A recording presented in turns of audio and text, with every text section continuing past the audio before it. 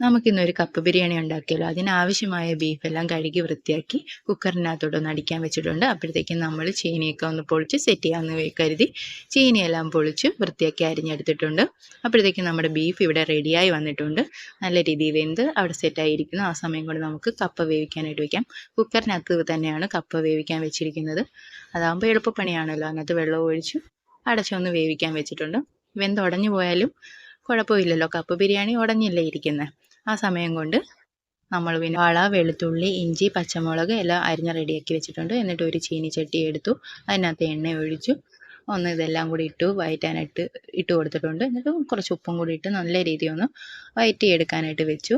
അത് അവിടെ ഈ വേകുന്ന സമയം കൊണ്ട് നമുക്ക് വേറൊരു ചട്ടി വെച്ച് മസാലക്കൂട്ടൊന്ന് കൂട്ടിയെടുക്കാം. അതിനകത്തോട്ട് മഞ്ഞൾപ്പൊടി, മുളക് പൊടി, മല്ലി എന്നിവയിട്ട് നന്നായിട്ടൊന്ന് മൂപ്പിച്ചെടുക്കുവാണ്. ഇങ്ങനെ ചെയ്യുന്നത് മസാല മണം പോകാൻ വേണ്ടിയിട്ടും കറിക്ക് നല്ല കളർ കിട്ടാനും വേണ്ടിയാണ്. അപ്പോഴത്തേക്കും നമ്മൾ ഇവിടെ വഴറ്റാൻ വെച്ച ഉള്ളി ഇവിടെ വെന്ത് റെഡി ആയിട്ടുണ്ട്. അപ്പോഴത്തേക്കും ബീഫ് ഇവിടെ സെറ്റ് ആയിട്ടുണ്ട്. ബീഫും വെന്ത് കിട്ടി.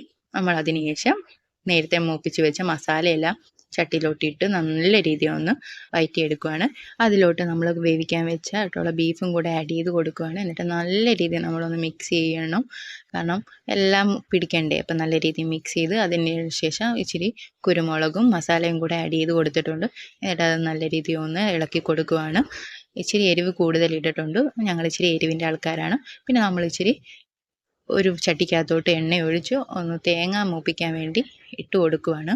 ഇച്ചിരി കുരുമുളകും ഇച്ചിരി കൊച്ചുള്ളിയും കൂടെ ആഡ് ചെയ്ത് കൊടുത്തിട്ടുണ്ട്. എന്നിട്ട് അത് നല്ല രീതിയിൽ മിക്സ് ചെയ്യുവാണ്. ഇത് കുക്ക് ചെയ്യുന്നത് ഞാനല്ല, എൻ്റെ അനിയത്തിയാണ്. പുള്ളിക്കാരി ബീഫിൻ്റെ ആളാണ്. പുള്ളിക്കാരി അടിപൊളിയായിട്ട് കുക്ക് ചെയ്യും.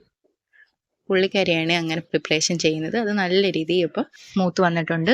അതിനുശേഷം നമ്മളൊരു ജാർ എടുത്ത് അതൊന്ന് പൊടിക്കാനായിട്ട് എടുത്ത് പൊടിച്ച് അവിടെ മാറ്റി വെച്ചിട്ടുണ്ട്. അപ്പോഴേക്കും നമ്മുടെ കപ്പ ഇവിടെ വെന്ത് സെറ്റ് ആയിട്ടുണ്ട്. നമ്മുടെ ബീഫ് ഇവിടെ റെഡി ആയിട്ടുണ്ട്. ഇച്ചിരി മസാലയും കൂടെ അതിലോട്ട് ആഡ് ചെയ്ത് കൊടുക്കുകയാണ്.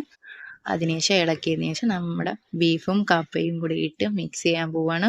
ബീഫിന് നല്ല മണം വരുന്നുണ്ട് കേട്ടോ. എന്നിട്ട് നേരത്തെ നമ്മൾ പൊടിച്ച് മാറ്റി വെച്ച മൂപ്പിച്ച തേങ്ങയും കൂടി ഇട്ട് നല്ല രീതിയിൽ ഇട്ട് മിക്സ് ചെയ്യുവാണ്. ഇട്ട് ഉടച്ചെടുക്കുകയാണ്. നല്ല രീതിയിൽ ഉടച്ചെടുത്തു. അതിനുശേഷം ഒന്ന് ദം അടിക്കാൻ വേണ്ടി ഒരു ദോശക്കല്ല് വെച്ചതിന് ശേഷം ഒന്ന് ദം അടിക്കാൻ വെച്ച് ഒന്ന് ദം അടിച്ചെടുത്തിട്ടുണ്ട്. നമ്മുടെ കപ്പ ബിരിയാണി സെറ്റായിട്ടുണ്ട്. നമ്മൾ ഒരു പാത്രത്തിലോട്ട് സെർവ് ചെയ്തെടുത്തിട്ടുണ്ട്.